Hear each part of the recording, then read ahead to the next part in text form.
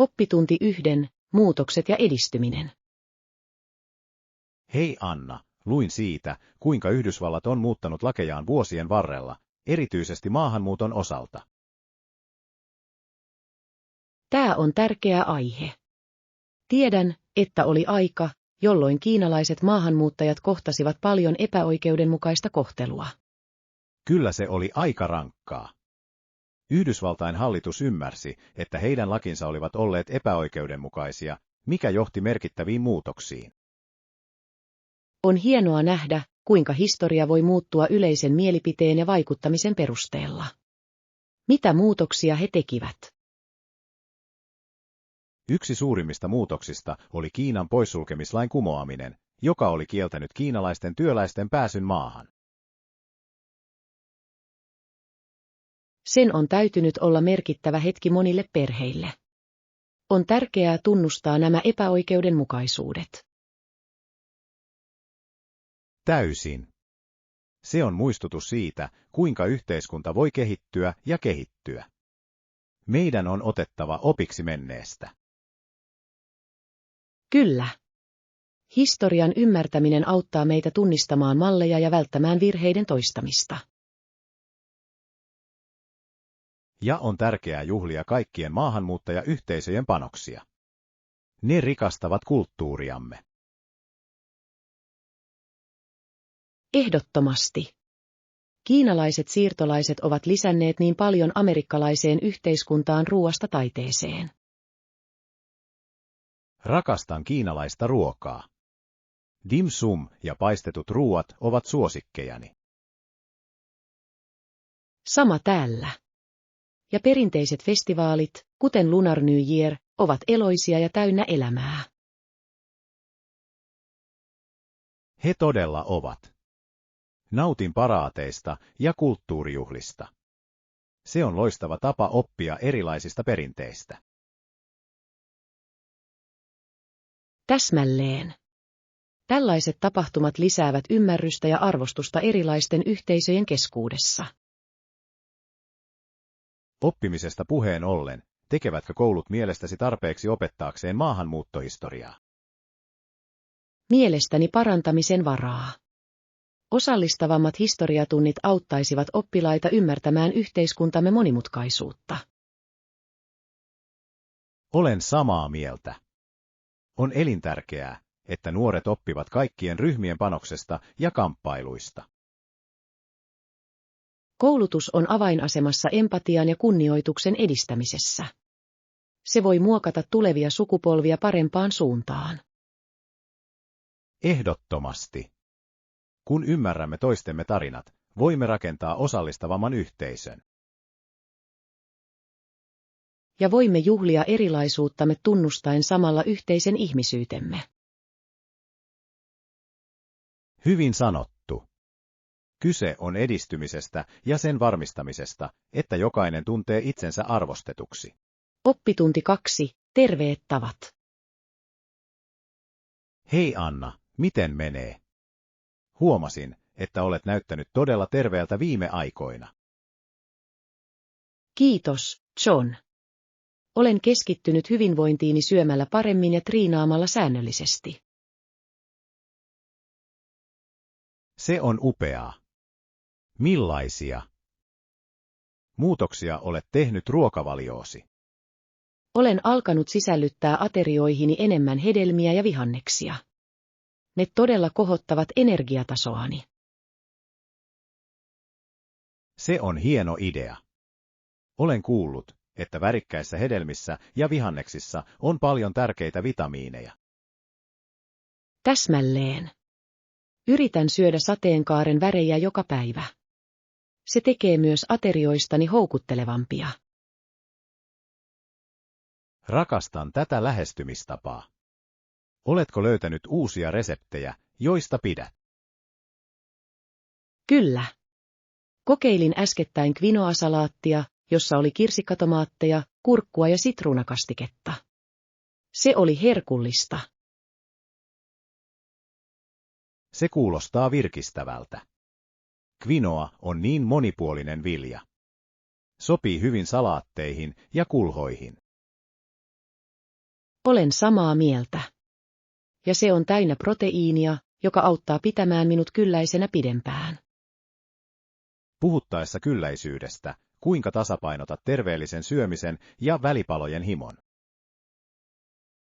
Minulla on käsillä terveellisiä välipaloja, kuten pähkineitä ja jogurttia. Ne tyydyttävät himoni ilman syyllisyyttä.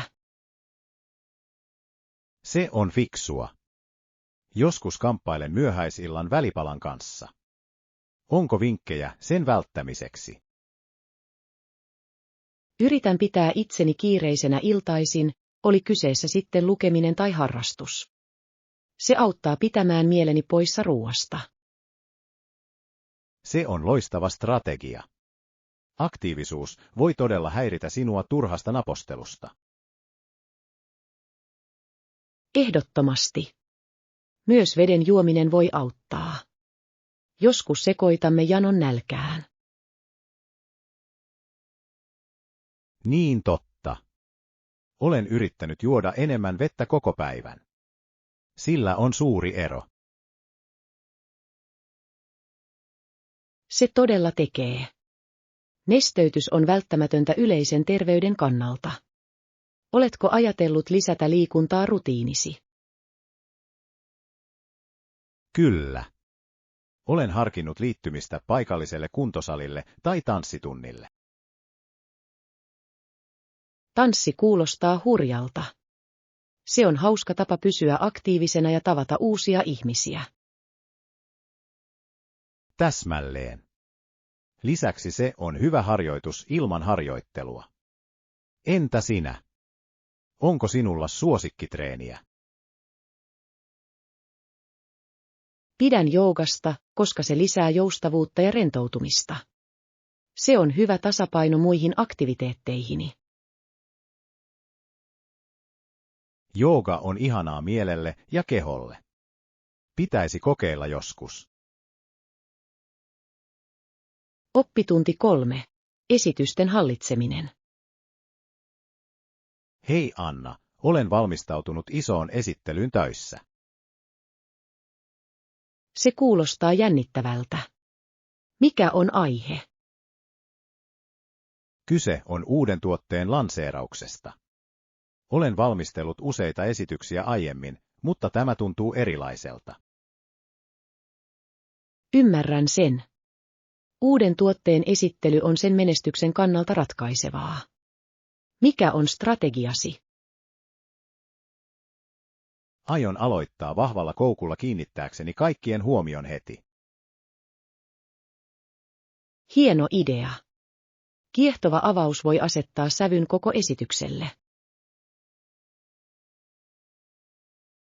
Haluan sisällyttää myös visuaalisia ominaisuuksia, jotta tiedoista olisi helpompi sulattaa. Visuaalisuus on välttämätöntä. Ne voivat auttaa yleisöä ymmärtämään monimutkaista tietoa nopeasti. Täsmälleen. Käytän kaavioita ja kuvia havainnollistamaan avainkohtiamme. Oletko harjoitellut toimitusta? Kyllä. Olen käynyt sen läpi useita kertoja, mutta silti tunnen oloni hieman hermostuneeksi. Se on luonnollista. Jopa kokeneet puhujat hermostuvat. Miten hallitset sen? Hengitän syvään ja muistutan itseäni, että virheiden tekeminen on okei. Se on terve lähestymistapa. Virheitä voi tapahtua, mutta se kuinka toivut, ratkaisee. Totta. Yritän myös olla yhteydessä yleisöön katsekontaktin kautta. Se on erittäin tehokasta. Se luo sitoutumisen tunteen ja osoittaa luottamusta. Toivon niin. Haluan heidän tuntevan olevansa mukana keskustelussa. Voit myös rohkaista kysymyksiä esityksen aikana tai sen jälkeen. Se on hieno idea. Se voi tehdä istunnosta interaktiivisemman. Täsmälleen. Se osoittaa, että arvostat heidän panosta ja olet avoin keskustelulle. Mikä on mielestäsi haastavinta esittämisessä? Minulle se on tehokasta ajanhallintaa. Haluat kattaa kaiken, mutta myös pysyä ytimekkäänä. Olen täysin samaa mieltä. Perusteellisuuden ja lyhyyden tasapainottaminen on tärkeää. Oppitunti 4. Puutarhanhoidon ilo. Hei Anna, olen miettinyt tapoja rentoutua kiireisen viikon jälkeen. Se on hieno idea. Kyllä, se on loistava tapa rentoutua. Mitä teet yleensä? Katson yleensä elokuvia tai luen, mutta olen kuullut, että puutarhanhoito voi olla todella terapeuttista. Täysin.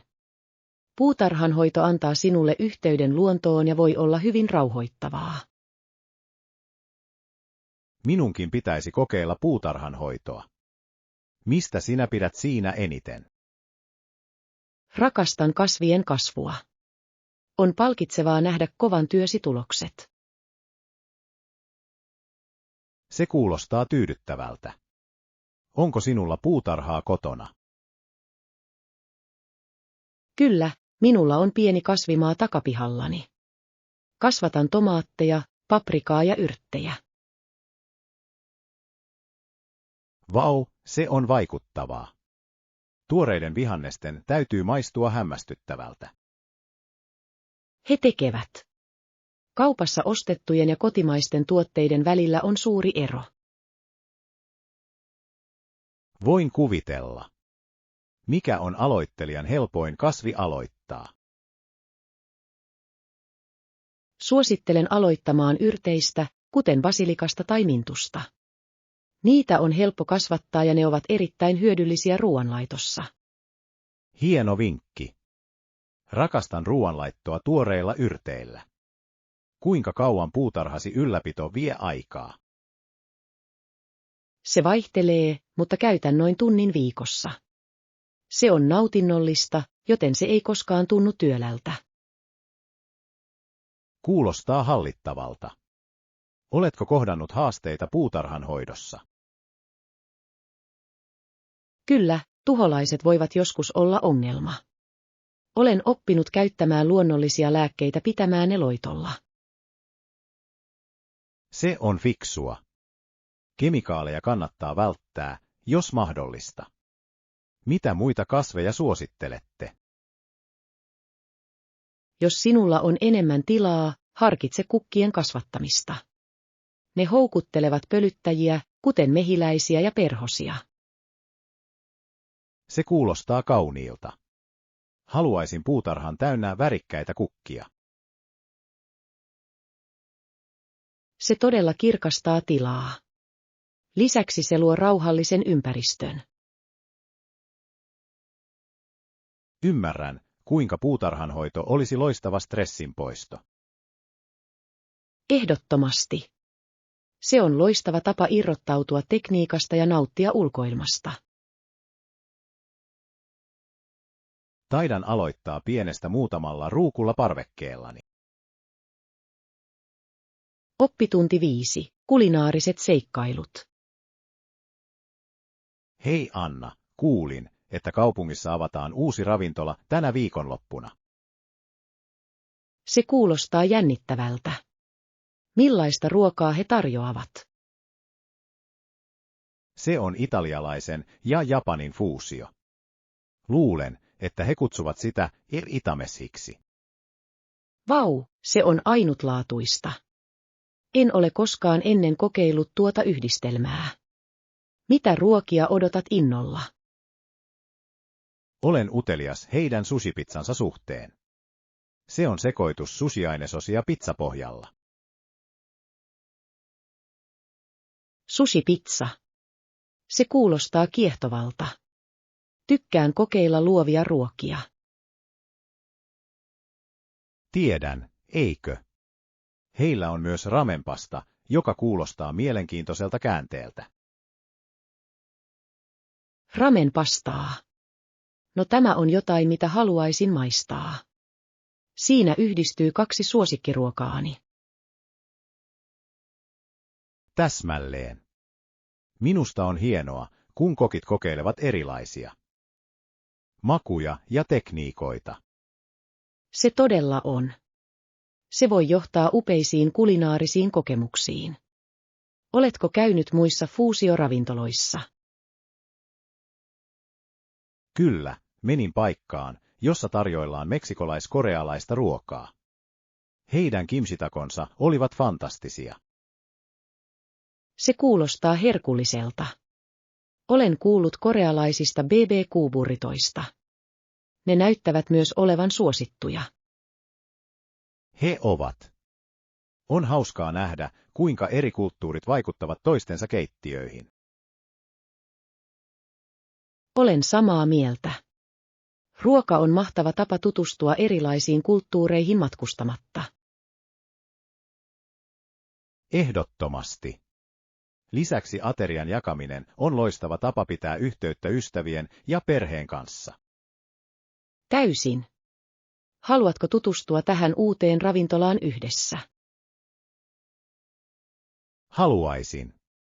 Voimme kokeilla erilaisia ruokia ja jakaa niitä. Se kuulostaa täydelliseltä. Nautin eri makujen maistelusta ja uusien suosikkien löytämisestä.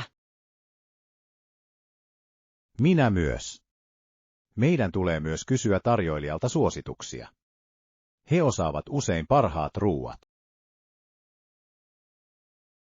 Hieno idea. On aina mukavaa saada sisäpiiriläisten näkökulma. Odotan todella innolla tätä kulinaarista seikkailua kanssasi. Sama täällä. Suunnitellaan mennä aikaisin voittaaksemme viikonlopun yleisön. Hyvä suunnitelma. En malta odottaa, mitä luovia ruokia heillä on meille varattavissa. Oppitunti 6. Muuttoliikkeen historia. Hei Anna, olen lukenut muuttoliikkeen historiaa ja löytänyt jotain kiehtovaa. Ai oikeesti. Mitä löysit? Sain tietää, että Britannia lopetti vankien lähettämisen Australiaan vuonna 1868, mutta muuttoliike jatkui muista syistä. Se on mielenkiintoista. En tiennyt aikajanaa. Mikä sai muuton sen jälkeen? Monet ihmiset muuttivat Australiaan etsimään parempia taloudellisia mahdollisuuksia ja maata. Tuossa on järkeä. Australia tarjosi valtavia maita viljelyyn ja mahdollisuuden uuteen alkuun. Täsmälleen.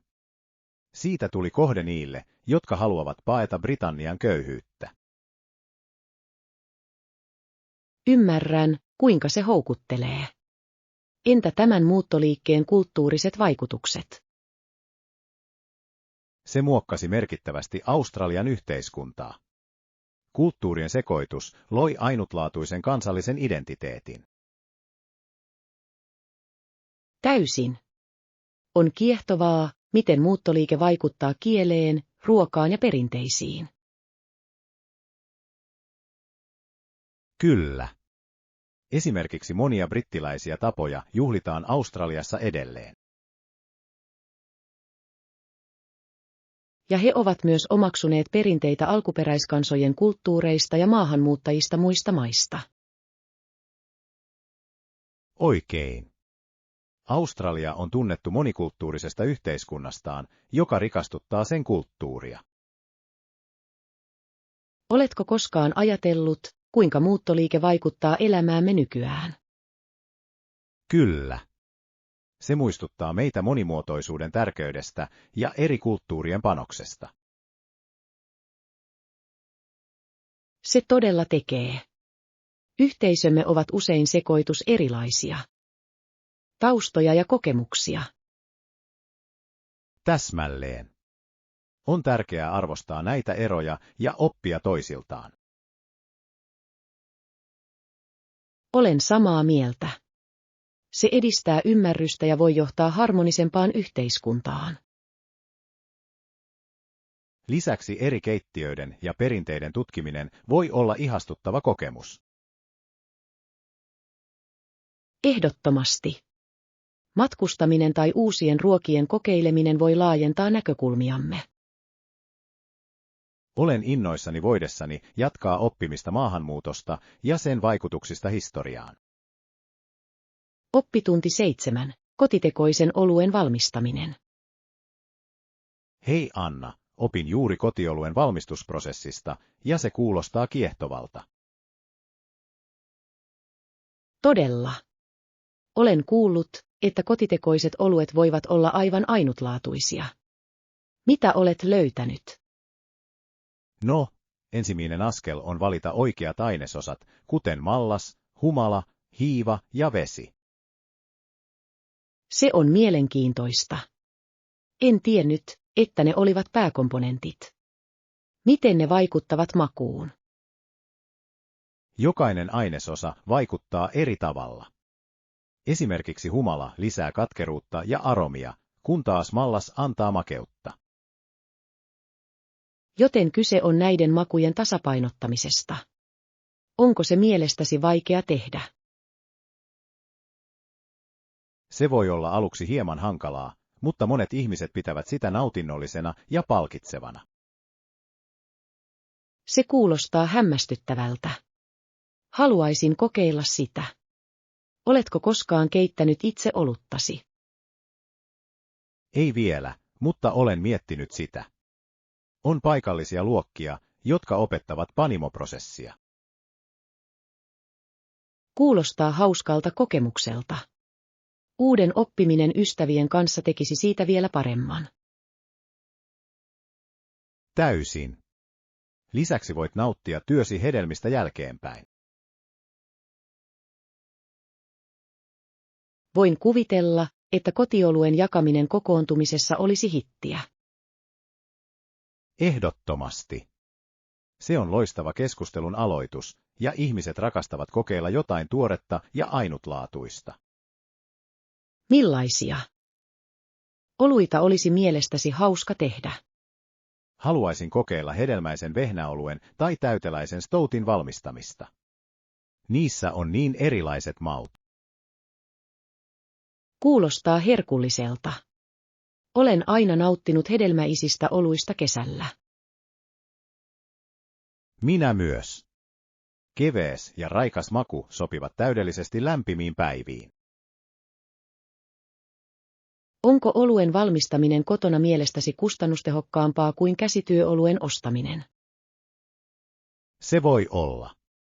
Kun investoit laitteistoon, eräkohtainen hinta on yleensä alhaisempi kuin kaupasta ostettu. Se on hieno pointti. Lisäksi voit kokeilla makuja, joita ei ole saatavilla kaupoista. Täsmälleen. Kaikki on kiinni luovuudesta ja henkilökohtaisista mieltymyksistä. Olen innoissani oppiessani lisää panimosta. Ehkä voimme suunnitella panimopäivän yhdessä. Se kuulostaa fantastiselta idealta.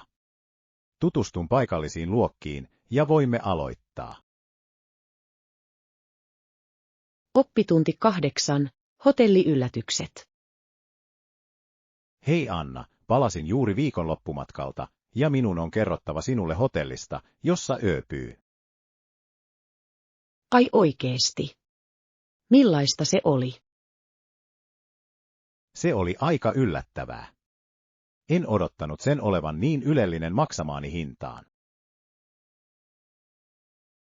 Se kuulostaa hämmästyttävältä. Mikä teki siitä erityisen? Kun astuin sisään, minua tervehti ystävällinen henkilökunta ja kaunis aula, joka oli täynnä kasveja. Tuo kuulostaa kutsuvalta. Saitko huoneestasi hyvän näköalan?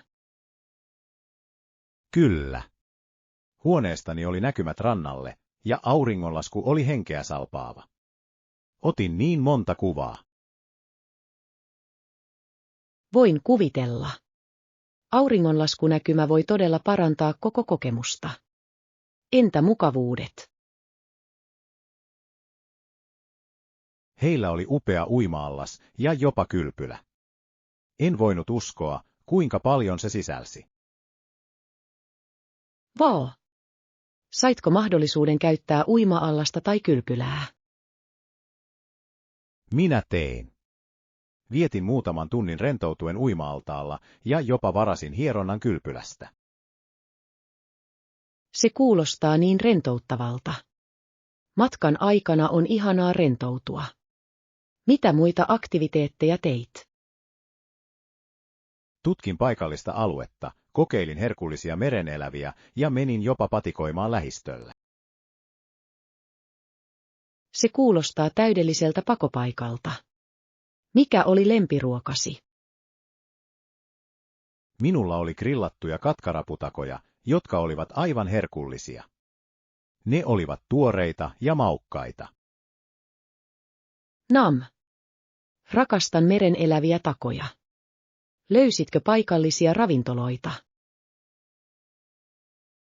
Kyllä, aivan rannalla oli viehättävä pieni paikka. Tunnelma oli viihtyisä ja ruoka erinomaista. Rakastan löytää tällaisia. Piilotettuja helmiä. Se tekee matkasta ikimuistoisen. Varmasti. Tapasin myös ystävällisiä paikallisia, jotka jakoivat vinkkejä alueesta. Se on hienoa. Vuorovaikutus paikallisten kanssa voi todella rikastaa matkakokemustasi. Täysin. On hämmästyttävää, kuinka paljon voit oppia heidän tarinoistaan. Ja suosituksistaan. Olen samaa mieltä. Kuulostaa siltä, että teillä oli ihana matka. Yllättikö sinua mikään hotellista? Kyllä. He tarjosivat ilmaisen aamiaisen, ja se oli täysi buffet, jossa oli niin monia vaihtoehtoja. Oppitunti 9, seikkailu odottaa. Hei Anna, ajattelin suunnitella matkaa pian. Mitä mieltä olette? Se kuulostaa mahtavalta idealta. Minne haluat mennä? Harkitsen rannikkokohdetta, jossa voisimme käydä snorklaamassa, patikoida ja kokeilla paikallista ruokaa. Se kuulostaa hämmästyttävältä. Snorklaus on hauska tapa tutkia meren elämää. Oletko tehnyt sen aiemmin? Kyllä, kävin kerran, ja se oli uskomatonta. Kalojen ja korallien värit olivat henkeä salpaavat. Voin vain kuvitella. Olen aina halunnut kokeilla snorklausta, mutta en ole vielä saanut mahdollisuutta. Sinun pitäisi ehdottomasti liittyä kanssani. Se on seikkailu, jota et unohda. Haluaisin. Mitä muita aktiviteetteja meidän pitäisi mielestäsi sisällyttää matkaan? Snorklauksen lisäksi meidän pitäisi mielestäni käydä patikoimassa läheisessä kansallispuistossa. Poluilla on tarkoitus olla upeat näkymät. Vaellus kuulostaa täydelliseltä. Se on hyvä tapa nauttia luonnosta ja treenata. Onko sinulla jokin tietty reitti mielessä? Kuulin polusta, joka johtaa vesiputoukseen. Se on noin 2 tunnin vaellus, ja maisemien pitäisi olla upeita. Se kuulostaa upealta. Virkistävä vesiputous vaelluksen jälkeen olisi niin palkitsevaa. Täsmälleen. Lisäksi voimme ottaa paljon valokuvia matkan varrella. Tykkään ottaa kuvia luonnosta. Näitä muistoja on kiva vangita. Entä ruoka? Paikallisen keittiön kokeileminen on pakollista. Olen innoissani voidessani maistella tuoreita mereneläviä ja paikallisia ruokia. Kyllä. Olen lukenut upeista paikallisista ravintoloista, joissa tarjoillaan perinteisiä ruokia. Meidän pitäisi ehdottomasti tarkistaa ne. Olen erityisen kiinnostunut kokeilemaan kalatakoja. Kalatakot kuulostaa herkulliselta. Olen kuullut, että ne on usein valmistettu tuoreista aineksista suoraan merestä. He ovat. Voisimme myös löytää joitain trooppisia hedelmiä kokeiltavaksi, kuten mangot ja ananakset. Nam. Tuoreet hedelmät ovat parhaita, varsinkin lämpimällä säällä. Onko sinulla suosikkihedelmiä? Rakastan mangoja. Ne ovat niin mehukkaita ja makeita. Entä sinä? Olen suuri ananasfani. Ne tuovat mieleeni kesälomat. Täydellinen. Näyttää siltä, että meillä on upea aika täynnä hauskoja aktiviteetteja ja herkullista ruokaa. Oppitunti 10. Kodin turvallisuus. Hei Anna, olen viime aikoina ajatellut kodin turvallisuutta. En voisi olla enempää samaa mieltä siitä, että on tärkeää pitää kotimme turvassa. Täysin. Voimme tehdä niin monia asioita turvallisuuden parantamiseksi. Mitä toimenpiteitä teet? Minulla on hälytysjärjestelmä asennettuna, ja se hälyttää, jos havaitset epätavallista toimintaa. Se on hieno aloitus.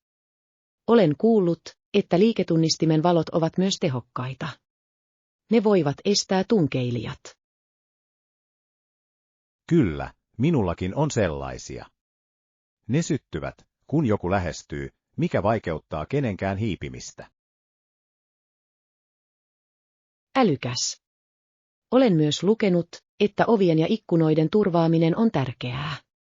Minkä tyyppisiä lukkoja käytät? Asensin kaikkiin oviin lukot. Ne ovat paljon turvallisempia kuin tavalliset lukot. Se on viisas valinta. Käytän myös ikkunoiden lukkoja. On yllättävää, kuinka helppoa suojaamattoman ikkunan avaaminen voi olla. Ehdottomasti. Varmistan myös, että autotallini on turvallinen. Pidän sen lukittuna enkä jätä työkaluja ulos. Hyvä pointti. Työkaluja voidaan käyttää murtautumiseen, joten on parasta pitää ne poissa näkyvistä. Onko sinulla turvakamera? Kyllä, asensin pari kameraa kiinteistön ympärille. Ne antavat minulle mielenrauhan, varsinkin kun olen poissa. Se on fiksu liike. Monien nykyaikaisten kameroiden avulla voit myös katsoa suoraa kuvaa puhelimestasi. Täsmälleen. On rauhoittavaa nähdä, että kotona on kaikki hyvin, kun olen ulkona. Oletko koskaan ajatellut naapuruston valvontaohjelmia? Ne voivat todella parantaa yhteisön turvallisuutta. Minulla on. On hienoa tietää, että naapurit pitävät toisistaan huolta. Kyllä. Yhteisöön kuuluminen voi vaikuttaa merkittävästi turvallisuuden tunteeseen. Olen täysin samaa mieltä. Kyse on pikemminkin proaktiivisuudesta kuin reaktiivisuudesta. Täsmälleen. Ja vihjeiden jakaminen naapureiden kanssa voi auttaa kaikkia parantamaan turvatoimiaan. Se on hieno idea. Mitä enemmän kommunikoimme, sitä turvallisempia olemme kaikki. Varmasti. On tärkeää pysyä ajan tasalla mahdollisista riskeistä myös alueellamme. Ehdottomasti. Emme voi koskaan olla liian varovaisia. Kodeissamme ja rakkaissamme. Oppitunti 11. Perheperintö. Hei Anna, luin siitä, kuinka perheet ovat vaikuttaneet Amerikan historiaan, ja se on kiehtovaa. Todella. Mitä sait selville? Huomasin, että monet perheet ovat vaatineet pienen osan Amerikan historiasta lähes 50 vuoden ajan. Se kuulostaa kiehtovalta. Miten he tekivät sen? He asettuivat usein tietyille alueelle ja antoivat merkittävän panoksen paikalliseen kulttuuriin ja talouteen. Tuossa on järkeä. On hämmästyttävää, kuinka perheet voivat muokata yhteisöä sukupolvien yli. Täsmälleen. Jotkut perheet ovat olleet mukana maataloudessa, kun taas toiset ovat perustaneet yrityksiä, joista on tullut paikallisia peruskivejä. Rakastan kuulla noita tarinoita. Entä kulttuuripanokset? Monet perheet toivat perinteensä, ruokansa ja juhlansa rikastaen paikallista kulttuuria. Kyllä. Erilaista perintöä juhlivat festivaalit voivat olla niin elävä osa yhteisöä. Olen samaa mieltä. Osallistuin äskettäin festivaaleille, jotka esittelivät erilaisia ruokia eri puolilta maailmaa. Se kuulostaa herkulliselta. Mikä oli lempiruokasi? Rakastin tamaleja. Ne täytettiin mausteisella lihalla ja käärittiin maissitaikinaan. Nam. Olen aina halunnut kokeilla tamalien tekemistä. Onko se mielestäsi vaikeaa? Se voi olla hieman haastavaa, mutta se on ehdottomasti sen arvoista oppia prosessi. Ehkä voisimme yrittää tehdä niitä yhdessä. Ruoanlaitto voi olla hauska tapa yhdistää perintöömme. Se on hieno idea. Reseptien ja tarinoiden jakaminen ruoanlaiton aikana on niin upea kokemus. Kyllä. Se on kuin herättäisimme palan historiaa henkiin omassa keittiössämme. Täsmälleen. Ja voimme myös kutsua perheenjäseniä mukaan. Se voisi olla hauska perhejuhla. Se kuulostaa täydelliseltä. Se olisi loistava tapa yhdistää ja oppia toisiltaan. Lisäksi se on mahdollisuus siirtää perinteitä nuoremmalle sukupolvelle. Täysin. Perinnöstämme opettaminen on erittäin tärkeää näiden perinteiden pitämiseksi elossa. Odotan todella innolla ruoanlaittoseikkailuamme ja perhehistoriamme yhteistä tutkimista. Oppitunti 12. Muutoksen navigointi. Hei Anna, oletko huomannut kuinka viimeaikaiset poliittiset muutokset vaikuttavat työpaikallemme? Kyllä, sitä on vaikea sivuuttaa. Monet kollegat näyttävät olevan epävarmoja roolistaan. Täsmälleen. Poliittinen jälleenrakentaminen ravistelee asioita melkoisesti. Luulen, että ihmiset ovat huolissaan työpaikan turvallisuudesta ja tulevista projekteista. Oikein. Meidän on tuettava toisiamme tämän muutoksen aikana. Olen samaa mieltä. On tärkeää puhua avoimesti huolenaiheistamme. Ehkä voisimme pitää tiimikokouksen keskustelaksemme kaikkien tunteista. Se kuulostaa mahtavalta idealta. Se antaisi kaikille mahdollisuuden jakaa. Lisäksi se auttaisi meitä ymmärtämään, kuinka edetä yhdessä. Täysin. Voimme myös ottaa huomioon mahdolliset seremonian puutteet tänä aikana. Kyllä. On ymmärrettävää, että kaikki eivät ole parhaimmillaan. Ja meidän pitäisi keskittyä yhteistyöhön. Se voi vahvistaa joukkuettamme. Ehdottomasti. Ehkä voisimme järjestää tiiminrakennusaktiviteetteja moraalin kohottamiseksi.